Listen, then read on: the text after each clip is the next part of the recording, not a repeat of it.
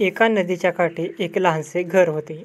त्या घरात आयझॅक हा मुलगा आणि त्याची म्हातारी आजी राहत होती. मुलगा मोठा, चतुर आणि बोलका होता.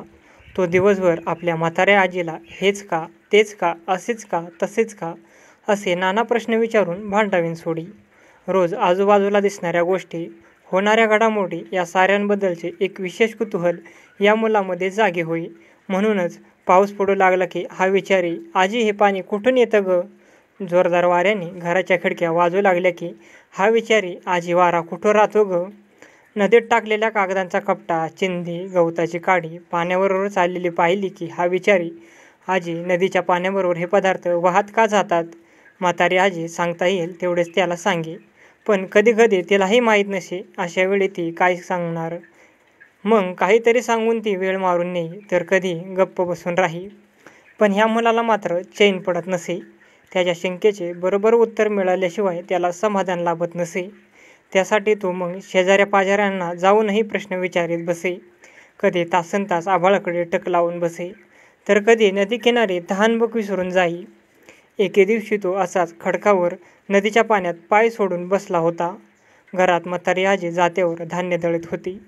जात्याचा घर्र घर्र आवाज ऐकू येत होता. मुलाचे कान त्या फिरत्या जात्याच्या आवाजाकडेनी, डोळे वाहत्या पाण्याकडे होते. चटकन त्याच्या मनात आले, हे पाणी दगडगोट्यांनाही आपल्याबरोबर वाहून नेत आहे. एवढी शक्ती जर या वाहत्या पाण्यात आहे, तर मग याच्याकडून आणखी काही काम का करून घेऊ नये? ठरलेच. मनाशी निर्णय पक्का झाला. तो उठला, घरी गेला. त्याने आपल्या पुरचुंडी काढली. आजीने वेळोवेळी खाऊसाठी दिलेले पैसे काटकसरीने खर्च करून त्यांनी ही पुंजी जमा केली होती. त्या पैशातून त्याने काही वस्तू खरेदी केल्या. नदीकिनारी खडकावर बसूनच त्याने एक चक्र तयार केले. ते चक्र त्याने एका सळईला जोडले. पाण्याच्या जोराने चक्र फिरले अशा रीतीने त्याने ते प्रवाहाजवळ बसवले. पाण्याच्या प्रवाहाने चक्र फिरू लागले, तशी सळईही फिरू लागली. फिरते चक्र पाहून त्या मुलाला एवढा आनंद झाला की तो धावत धावतच घरी आजीकडे गेला आणि म्हणाला, आजी आजी, माझे फिरते चक्र पाहायला चल. आजी त्याच्याबरोबर गेली, पण तेवढ्यात त्याच्या मित्रांनी चक्र मोडून तोडून टाकले होते. कारण तो एकटाच काहीतरी करत बसलेला पाहून ते त्याच्यावर चिडले होते. तो राग त्यांनी असा काढला होता. तिथे काहीच नाही हे पाहून आजीलाही मुलाचा राग आला. त्याचे असले तऱ्हेवाईक बोलणे वागणे तिलाही पसंत नव्हते. शेवटी मुलाने नीट शिकावे सावरावे म्हणून तिने त्याला दुसऱ्या एका गावाच्या शाळेत ठेवले. एकदा काय झाले, वर्गात गुरुजी धडा समजवून देत होते, पण हा मुलगा मात्र खिडकीतून बाहेर बघण्यात दंग झाला होता. त्याचे धड्याकडे काही लक्ष नव्हते. हे पाहून गुरुजींना राग आला. त्यांनी रागाने विचारले, बाहेर काय बघतोस? मुलाने उत्तर दिले, गुरुजी ते पहा ढग कसे धावतायत आभाळात. हवेत केवढी शक्ती आहे नाही? पहा पहा, ढगांना कसे पळवत नेत आहेत ती. हवेत जर एवढी शक्ती आहे तर तिचा उपयोग का नाही करून घेतला जात? सांग हवेला हात वर करून, म्हणजे तुलाच ती उडवून नेईन. गुरुजी म्हणाले. सारा वर्ग खो खो हसला. सगळी मुले त्याची चेष्टा मस्करी करू लागली.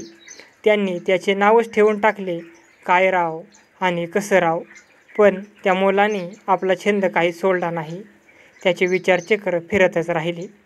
त्याचवेळी गावाबाहेरच्या डोंगराजवळ एक प्रचंड पवनचक्की बसवण्यात येणार आहे असे त्याला कळले. ही बातमी कळताच हा मुलगा ताबडतोब तिकडे गेला. पाहतो तो खरेच काही मजूर पवनचक्कीचे मोठे मोठे पंख तिथे बसवत होते. त्याला फार आनंद झाला. त्याचे औत्सुक्य वाढले. त्याने त्या मजुरांना कितीतरी प्रश्न विचारले. हे का ने ते का, असे का ने तसं का. तिथेच त्या एका मित्राचे वडील होते. या मुलाची उत्सुकता पाहून त्यांना कौतुक वाटले. त्यांनी या मुलाला पवनचक्की संबंधीची सर्व माहिती समजावून दिली. ही माहिती मिळताच त्याला वाटू लागले की ही मोठी पवनचक्की तयार होण्याच्या आत आपण लहान पवनचक्की तयार करावी. मनात येताच स्वारी त्याच कामाला लागली. आवश्यक वस्तू जमवल्या आणि बराच खटाटोपानंतर त्याने पवनचक्की तयार केली. मोठी पवनचक्की तयार होण्याच्या आत याची छोटी पवनचक्की फिरायला लागली.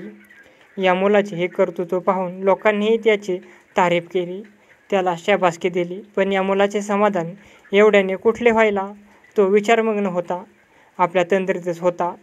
एका मित्राने विचारले, आता रे कसला विचार करतोस? तो म्हणाला, ही पवनचक्की फिरते आहे ती हवेच्या जोरावर, पण भिंतींमुळे पुरेशी हवा घरात येत नाही, म्हणून हवे तेवढे काम होत नाही. तेवढ्यात एक पिटुकला उंदीर तिथून पळाला. पळताना त्याच्या धक्क्याने ती छोटी पवनचक्की फिरली. ते पाहून त्याला चटकन युक्ती सुचली. त्याने एक लहानसा डबा तयार केला. एक केळा ठोकून तो पवनचक्कीला जोडला. मग एक मोठा उंदीर पकडून त्या डब्यात बंद करून ठेवला. डब्यातल्या उंदीर बाहेर पडण्यासाठी जोरजोराने डब्यातल्या डब्यात धाव फिरू लागला. त्या उंदराबरोबर डबाही फिरायला लागला आणि त्याबरोबर पवनचक्कीही फिरायला लागली. आता मात्र त्या मुलाला खराखुरा आनंद झाला. त्याने घेतलेल्या कष्टाचे, श्रमाचे फळ त्याला मिळाले होते. त्याच सुमारात त्याची आजी त्याला भेटायला म्हणून तेथे आली. तिने आयझॅकबद्दल गुरुजींकडे चौकशी केली. तेव्हा ते म्हणाले, मुलाचे पाय पाळण्यात दिसतात. आयझॅक न्यूटन मोठा वैज्ञानिक म्हणून नाव मिळवेल. गुरुजींची ही भविष्यवाणी पुढे खरी ठरली. हाच मुलगा पुढे महान संशोधक म्हणून अमर झाला. याने झाडावरून खाली पडणारे फळ पाहून पृथ्वीच्या गुरुत्वाकर्षण शक्तीचा शोध लावला. आधुनिक विज्ञानाला न्यूटनने ही मोठीच देणगी दिली.